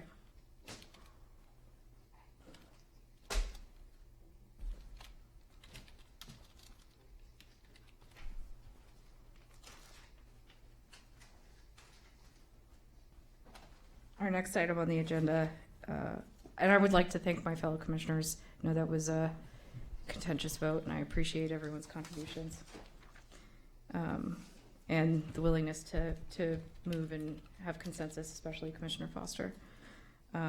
Okay, our next item on the agenda is 10C1, which is a removal petition. We have, maybe we have a staff report, please. I know we have also a lengthy speaker list. Commissioners, the 1978 owner of this property registered an outdoor structure not much larger than a shed as a rental unit, designating it as Unit GH, or the garden house. The unit is a bootleg unit. It's not permitted. Its electrical connections were never permitted. It appears to be on the property line without any setbacks, in violation of the code. It has no plumbing, kitchen, or bathroom. Nevertheless, the owner at that time had rented the unit to a tenant who lived there residentially for years. For a bathroom, the tenant had to cross the yard and go to the basement of the main building where there was a bathroom designated for him. In 1999, Joshua Carton, who was and continues to reside in Unit A10 on the property, rented the garden house as an office and for storage. The lease specifically states that he may not sleep there, so the lease is for non-residential use, and the unit has not been residentially used for 20 years. Roof leaks apparently damaged the structure's interior, so Mr. Carton contacted the city's code enforcement unit. The inspector noticed that the structure appeared to be on the property line in violation of the code and had unpermitted electrical connections and had been repaired without permits, so the inspector issued a notice of violation for unpermitted construction. Because the unit has never been a permitted or habitable unit under the code despite its previous residential use and appears to be illegally on the property line, the owner has applied to the board for permission to formally remove it from the rental housing market so that it can comply with the city's order through permits. To receive the removal permit, the owner must show that the unit is not habitable and can't be made habitable in an economically feasible manner. Because the unit lacks a kitchen, bathroom, and has unpermitted electrical connection, it is necessarily uninhabitable. Moreover, because its footprint makes the unit significantly less than 220 square feet, it necessarily can't be made habitable. So staff recommends the board grant the permit. Mr. Carton, the tenant who has rented the structure as an office, has responded to staff's recommendations by arguing that the board's consideration of the permit in this hearing violates his due process. Due process requires notice that a person's interest will be implicated in an official proceeding and the opportunity to be heard in that hearing. Mr. Carton has a property interest by virtue of his lease, and the board has notified him that it will consider removing the structure from the residential market at this hearing, something that has been done de facto for 20 years by virtue of that lease. The board's consideration of the removal permit, therefore, does not violate Mr. Carton's due process. Mr. Carton argues that his due process rights are violated because the city's code enforcement division did not provide him with a copy of the notice of violation served on the owner. Board staff has already forwarded a copy of that notice to Mr. Carton's counsel, and in any event, the board's approval of a removal permit is not predicated on, nor is it a forum for adjudication of the merits of the city's enforcement action against the owner for unpermitted work. The question that is actually before the board in this case is whether the unit is uninhabitable and cannot be made habitable in an economically feasible manner. The record is clear that the unit is uninhabitable. Moreover, because of its minimal size, it cannot be made habitable regardless of economic feasibility. Mr. Carton urges the inclusion of the bathroom in the basement of the main building across the yard in the square footage of the garden house. But that bathroom is not part of the garden house's structure or even attached to it, and it's the garden house that is the subject of this permit. The solution proposed by Mr. Carton, which doesn't address the property line setback issues, would not be to make the existing unit habitable, but to create a residential rental unit where none had really existed before. Nothing in state or local law allows a city to require an owner to do so. Because Mr. Carton's complaint is what led to codes inspection and notice of violation and the permit sought here by the owner, Mr. Carton argues that the board's approval of the permit violates the civil code's prohibition on landlord's retaliatory eviction, because the end result may be his losing his possessory interest over his rented office. It is well settled law in California that a person who rents a bootleg unit, even residentially, which is not the case here, has no tenancy in that unit as a matter of law because the renting of that unit is an unlawful act. That makes the defense of retaliatory eviction unavailable here as a matter of law. Second, even if it were, and it's not, that claim is available only against the landlord, not the board. Finally, Mr. Carton urges the board to condition its approval of the removal permit on the landlord's payment of relocation benefits to him. The relocation ordinance is a provision of the municipal code, not the rent control law. Therefore, it's administered by other city departments. Because Mr. Carton has not rented the garden house as a residential structure, it is unclear whether he's entitled to the relocation benefit. But that is a judgment for those within whose purview the relocation ordinance lies, not the board. The charter specifies the basis for the approval of a removal permit. The board may not condition its approval on conditions outside its own jurisdiction, which may not even apply in this case, and on whose application it would be improper for the board to opine. Because this unit was never habitable and can't be made habitable within its existing footprint and apparently location, staff recommends the board grant the removal permit.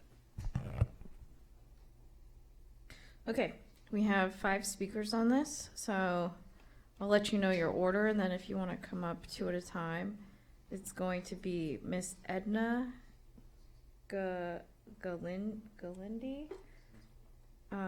Catalina Rodas, Joshua Carton, Matthew Stull, and rounding it out, Miss Sandra McNeil. So can we have Miss Edna Galindi? Miss Galindi, what's the time amount? 5 minutes. It's Okay. very short. My name is Edna Galindo. Oh, sorry. Yeah, no, that's okay. And I represent the owner, and we just hope that they grant the motion to remove it from the market. And really, that's all we have to do. It's been in construction, this property, for a long time. It's not something we were planning on doing or wanted to do. And we always assumed that the garden house was a legal storage unit or for Mr. Carton. When he called code enforcement, that was my first knowledge. I even sent him plans that we had before. So we would like to remove it. This one we completed with construction will have 21 units. So hopefully we can apply for permits then granted to make it into a laundry so that they have, right now there's no laundry right in the units. They're very small. We can't put them in the units. So we would hope maybe in the future or to make it into a very small laundry room for the tenants available. Okay. Thank you, Miss Galindo. Miss Rodas.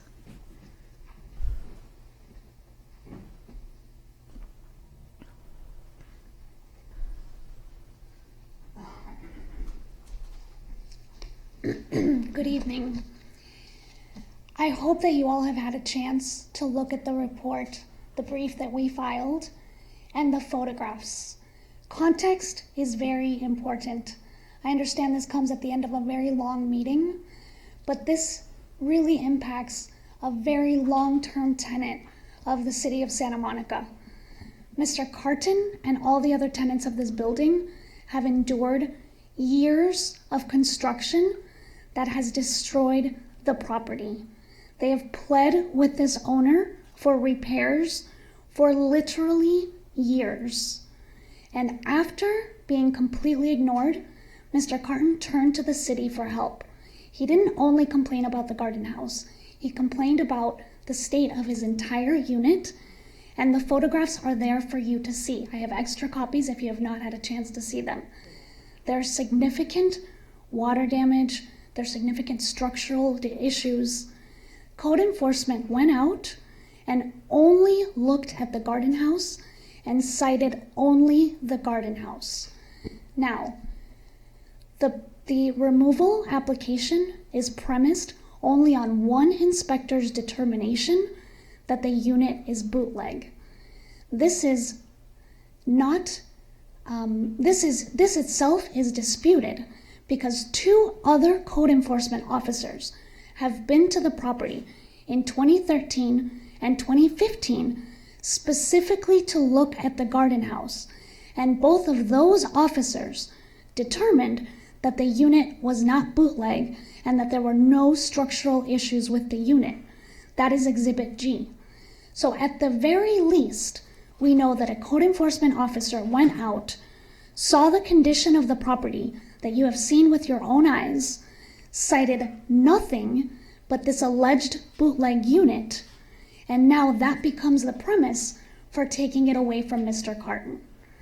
At the very least, this deserves a proper investigation so that we can understand why code enforcement has now contradicted 2 previous inspections where it was determined that this unit was fine. At the very least, Mr. Carton asks for more than just one inspector's say-so that this unit is illegal. If it's as obvious as staff is making it seem, then what were the other 2 code enforcement officers who were out there in 2013 and 2015? What were they looking at? It's Exhibit G if anybody would like to see those reports. So those are the issues. I have grave concerns about the handling of Mr. Carton's complaints, and I would ask this board I would ask this board to reject the application. You can finish your thought. Thank you. Based on the 2 previous inspections, but at the very least, I would ask this board to carry this over to give a chance for a qualified code enforcement officer, an unbiased code enforcement officer, to go to the property and verify why there's such a discrepancy in the code enforcement records. I have a quick question. Did you have a question? I just have one question for the speaker. Do you have any reason to believe that the hearing officer was biased? You said you want an unbiased code enforcement officer. Yes, I'm concerned because there was a history of not communicating. We asked for the order. They said that they were going to communicate to him what the citations were. They refused to cite any of the conditions within his unit, which clearly violate 1941.1. And they cited absolutely nothing. You see the pictures in his unit. Those are code enforcement violations. So the officer cited absolutely none of the conditions that you see in his unit, cited only the garden house, refused to provide a copy of the order to Mr. Carton, and contradicts the 2 previous reports from 2 other code enforcement officers who were there. Commissioner Foster? Actually, I'm gonna reserve my questions for staff for discussion. Commissioner Duran? I do have a question for you. What do you have to say to the fact that the garden house is I think it's like 220 square feet? Sure. Less than that, right? Which is less than the required amount to have Sure. a dwelling. Yes. So first of all, I don't know that. That's not in the order. I don't believe that the code enforcement officer measured it, but the garden house did come with the bathroom. There's absolutely no law that I'm aware of, and no law that has been cited in the staff report, that requires the bathroom to be attached. The bathroom was it wasn't in the basement as is represented. The bathroom was just across a very short yard. There's no law that is cited requiring that the bathroom be attached. The entire rental unit included a bathroom, and that total exceeds more than 220 square feet. I have a question for her. Yeah. Excuse me. So I'm confused because the lease that's featured in the body of evidence shows that this is not being leased as a dwelling. It's being leased as a storage space / writing desk. So I'm confused by your effort to prove to us that it's a domicile with a bathroom when it's being rented by your client as a storage space. It's never been referred to as a storage space. It was always referred to as an office, and I'm not sure what. Right, but an office is not a dwelling. I understand, but it was registered to him It was rented to Yes, him I understand that. as a rent controlled tenancy that it is registered under rent control.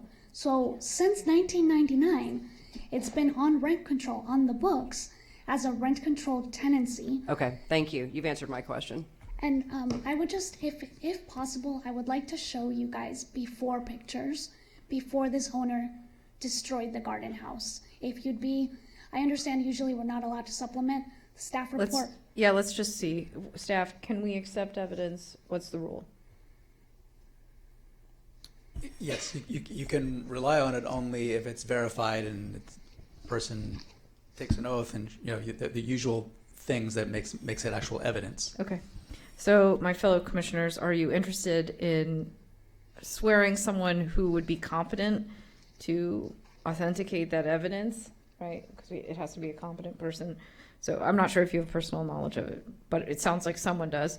So would anyone here be interested in swearing someone who could authenticate the evidence so we can accept it?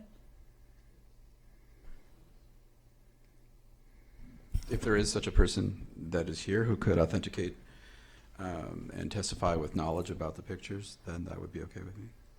It would be okay with me Thank you. too. Thank you. Yes, Mr. Carton is here. We have two. How do the other commissioners? That's fine. Okay. So, Mr. Carton, you're next on the speakers list anyway. So why don't we relieve Ms. Rodas? Oh, sorry. We'll have Ms. Sultan. Commissioner Sultan, ask, and then we'll swear the witness and take the evidence. Okay, thank you. Just to clarify, you said that the garden house plus the detached bathroom are more than 220 feet. How many feet is the unit itself? Like just the garden house? To be honest, I'm not sure. I believe it's 170, and then the bathroom was 50 or 60. It turned out to be more than 220 combined. Okay, so you do agree that the garden house itself is less than the 220? I believe the structure of the garden house itself is 220, but I believe context in this case is very important because 2 previous code enforcement officers did not take issue with the legality of the garden house. Got it. Understood. Okay. Thank you. Thank you. Thank you. Okay. Mr. Carton.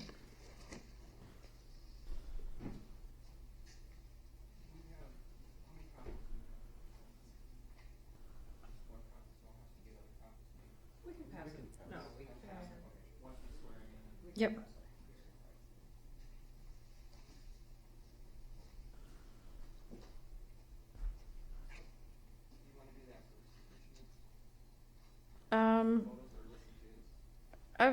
We can do it first.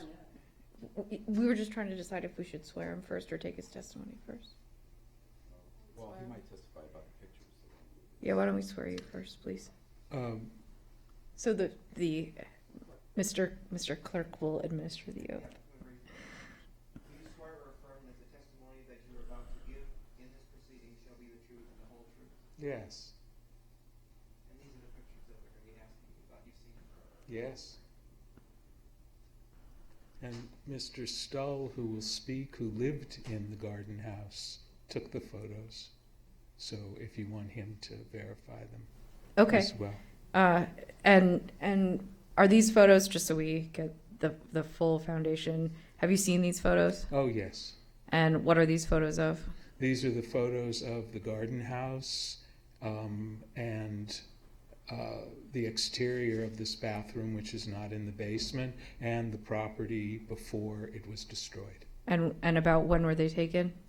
Actually, they were taken in about 2014, 15, after it had already been sold, and some work on the property had begun, but not what it is now. And how do you know that? Because I lived there. And how do you know that's when they were taken? Because, Matthew, Mr. Stull took them, and I asked him to provide them to me. Thank you. Okay, you can proceed. Commissioner? No, I was just going to lay foundation. That's Do you want? satisfied. Okay. Okay. Great. You can proceed. You can. Oh, do you want to see? Look at the pictures. Do you want to look at the pictures before he goes? Or during. Okay. Okay. Do you want to proceed with your testimony, please?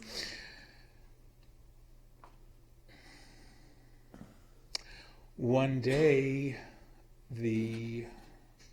what had been of the garden that was rubbled now by November of 2018, I saw trenches out to the garden house through the window of my apartment. And I asked, what are these? And I was told the garden house is going to be taken by the landlord, the owner, as a bathroom. I'm sorry, as a laundry room. And I called Building and Safety to find out, is this okay? And I was told absolutely not, there are no permits. And the people at Building and Safety said, but you also should talk to rent control. And they transferred me, and I spoke with someone who said, even if Building and Safety had permits, this is a rent-controlled unit, and we would not permit it, and you are protected. So I spoke to Ms. Galindo about this, and the owner, who said, oh, okay, you're right, and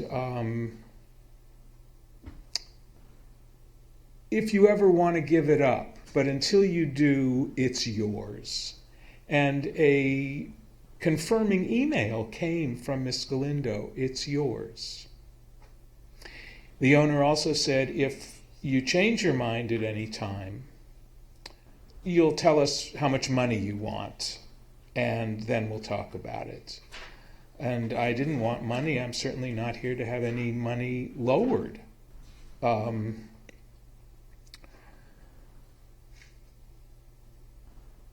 The conditions that Ms. Rhoda spoke of with the code enforcement person, it's the only reason I called, because I got, the roof was taken off the garden house, and I reported, please, the ceiling is splitting.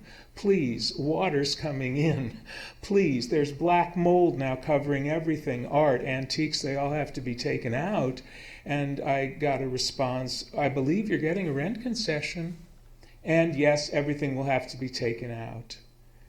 So I called code enforcement to get some help, because the methods and means said that's what you're supposed to do. And I'd been told that Building and Safety had okayed everything and everything was complied. And then the next thing I knew, I got a letter that Ms. Galindo had applied to have it removed from rent control. I think that's what I want to say. I want to say one other thing. Through all of this,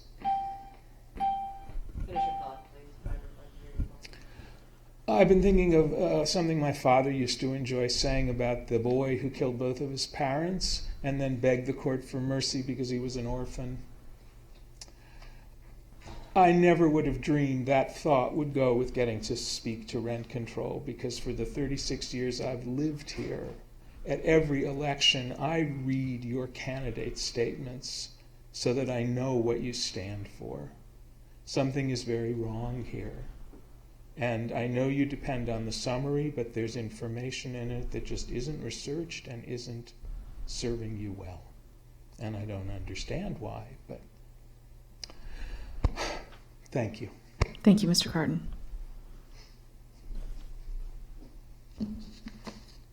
Mr. Stull?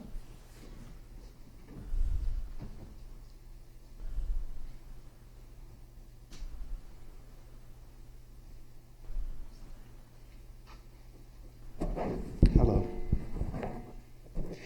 Well, I really wasn't expecting to testify, but I will say I did take those pictures that were passed around, and I used to live in the garden house for about 7 or 8 years. And I loved it. It was totally habitable. And I moved into the main building just because there was a place with a view, number one. But I never thought I would leave there. I loved it. And I loved walking across the garden to the bathroom.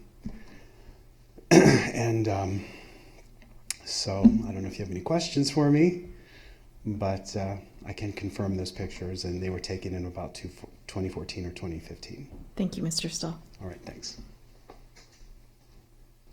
Ms. McNeil.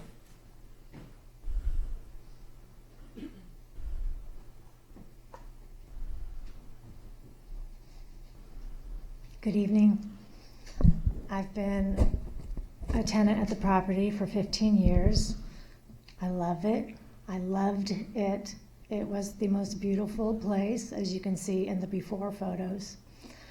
It's been 5+ years since the property has changed hands, and it has just been a nightmare ever since. We've been promised the moon, that it would take about, well, the first promise was construction would start in 3 to 4 months, and 8 months later, nothing had happened.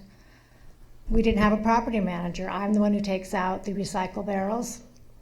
If I don't take them out, they don't get taken out. The property looks abandoned. A few months ago, there was a billboard. I can only describe it as a billboard because it's at least as big as that screen up there. A little bit longer, but at least that high, that says, "Occupied property, please continue delivering." A friend of mine down the street says, "Can you believe that billboard? Why don't they just say, come in and rob us?" And I agree. There's scaffolding outside my window. I used to feel safe because although I'm on the first floor, it's on a hill, so no one can get up from my windows facing the garden. Now there's been scaffolding out there for 1.5 years. It's like a staircase into my unit. 1 block away, a homeless man entered an apartment and raped a woman there. I'm very sorry to interrupt, and this won't eat into your time. Because the question here is whether this unit is uninhabitable, the garden house, and whether it can be made habitable in an economically reasonable manner only, and because the speaker's testimony is about other things, in order to have a clean record, it would be preferable if the speaker spoke to the issue that's before the board. Otherwise, if there is later any sort of judicial proceeding, the record will be infected with the appearance that the board made its decision based upon irrelevant factors. Ms. McNeil, so I just want to make clear, the board does want to hear what you have to say, and I would encourage you to speak with us after the fact about your concerns, but for the purposes of this hearing, to make sure the record is clean, if you can constrain it to that. But please do understand we are concerned. I understand. I wanted to give context about the new owner and how he handles the property. The garden house was lovely. I could see it from my window. I could see Joshua working in there. The rains this winter were very heavy, as you know. I would see the workers out there doing something on the roof. I don't know what they were doing. But hearing from Joshua that now there's mold and the roof was caving in, they did something to damage that property.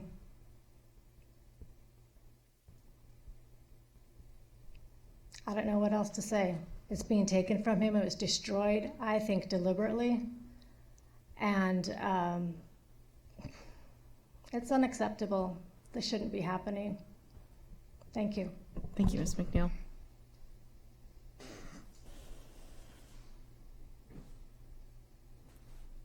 Commissioner Foster, I believe, did you have questions for staff? Not yet. Are we entering? I think, yeah, we're through the speaker list, yeah.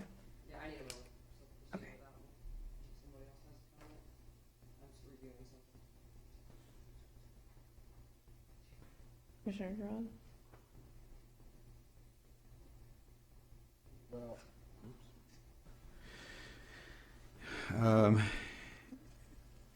We are here tonight to deal with the one issue, and which is whether we should grant the removal permit or not. there's obviously several other issues at play here, but I'll get this started by saying that one of the points that I can't ignore is the fact that the structure itself doesn't meet the minimum requirement necessary to be considered a dwelling, and that being the case, it sounds like it was inappropriate and incorrect to call it a dwelling unit at the outset. The fact that it became one, as we've heard testimony tonight, made it a bootleg unit, but in any event, the issue is that it's smaller than 220 square feet, which without requesting that it have an addition made to it in order to make it compatible, I don't feel that it is a dwelling that can be maintained, and therefore I would move to, well, when we're ready, I would move to grant the removal permit as stated. Commissioner Sultan.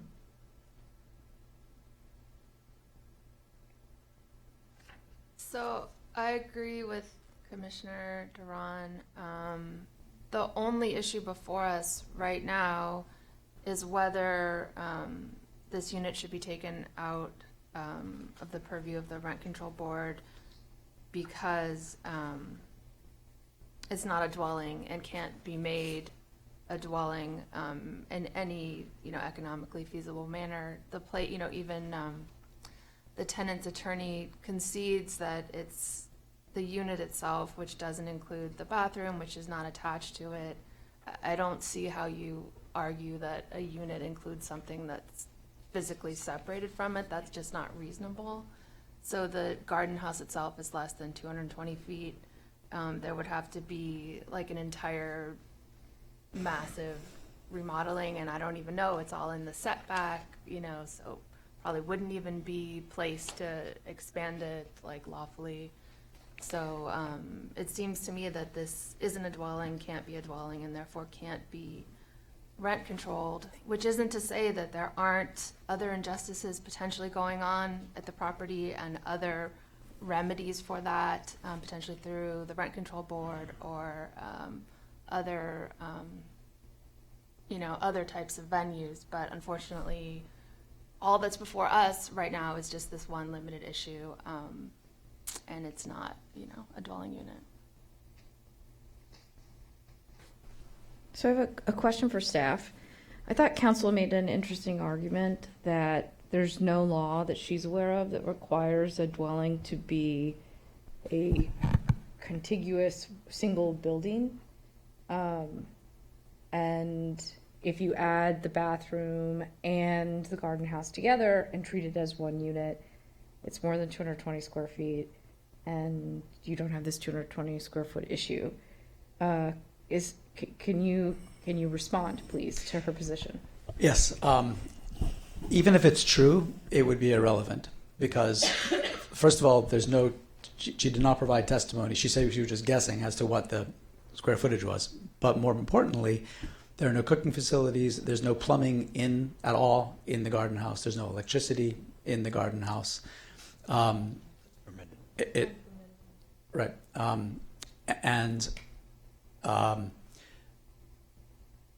As Ms. Sultan said, and as the parties have acknowledged, this isn't a case of walking down the hall to a bathroom. This is in an entirely different building. And so to say that this unit includes this thing that's in another building is just not, it's not as just a matter of logic and accurate statement. Any more than you could say, well, it's fine, you can rent this because there's a gas station next door and you can go to the bathroom there. And it's just not the same thing.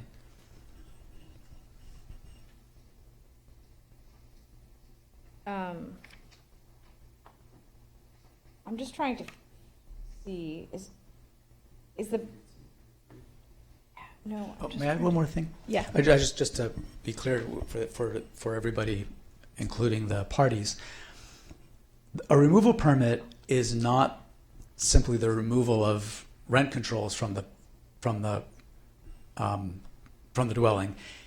It is removing the dwelling from the residential rental market, and so it's saying that, or the unit, it's saying this unit is not going to any longer be rented for anybody to live in. It isn't currently being rented for anybody to live in. It should never have been registered, even as pointed out in the staff report. Even in the very first hearing that was held on this property, when the person who lived in that unit testified, he testified at that hearing, there's no plumbing, there's no electricity, and so it's never been really in contest that this was not something that was built as a dwelling. It's never been something that should have been a dwelling. It was in fact registered, and because it was registered, the board has to grant a removal permit in order for them to officially take it off the rental market. So that's really all that's at stake here. There would be no, it would not be illegal for the landlord to continue renting it to Mr. Carton as a writing room, because that is not a dwelling. And in fact, his lease makes clear that that's all it's to be used for in any event. So the board is not saying you're required to vacate it. The board is not giving a demolition permit.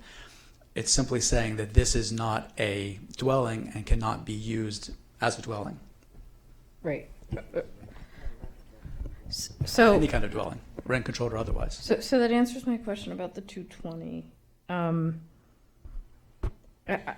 I have serious concerns. I am with my fellow commissioners on the fact that I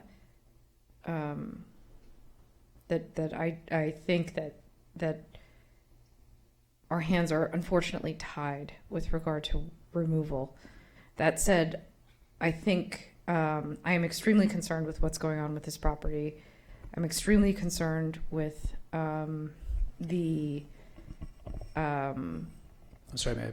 Yeah, but I just want to be really clear. We've given extensive. We've talked with Mr. Carton about his other remedies that are available. The board, my recommendation is that the board not talk about the degree to which it is concerned or not concerned about things outside of this before it votes on this issue. Okay, I'll save it until after, but I do want to express it. And it seems like there's a possibility, based upon what people have said, that those other issues may come before the board as well, which is another reason why it may be unwise to delve into them. But okay. Commissioner Foster is in the queue. I am, thank you.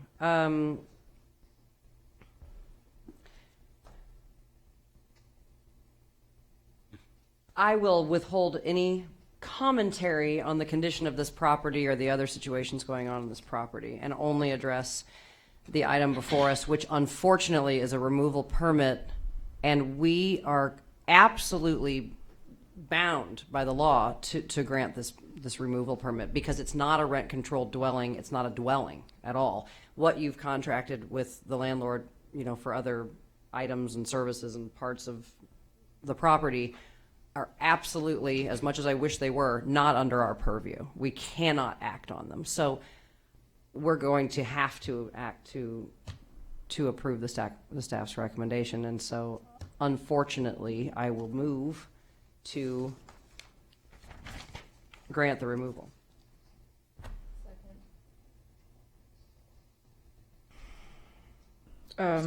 Roll call. Commissioner Foster? Yes. Commissioner Duran? Yes. Commissioner Sultan? Yes. Commissioner Phyllis? Yes. Motion carries. I do want to say, I want to make a point that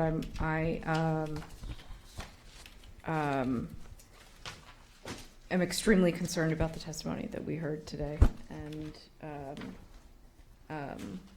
I would agree with that. Very serious concerns to me about unclean hands going forward.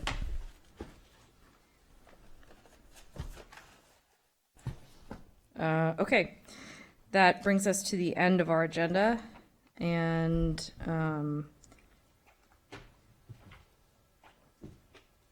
Do we have a motion to adjourn? I move that we adjourn. Second. Aye. Aye. Aye. Okay. I am sad.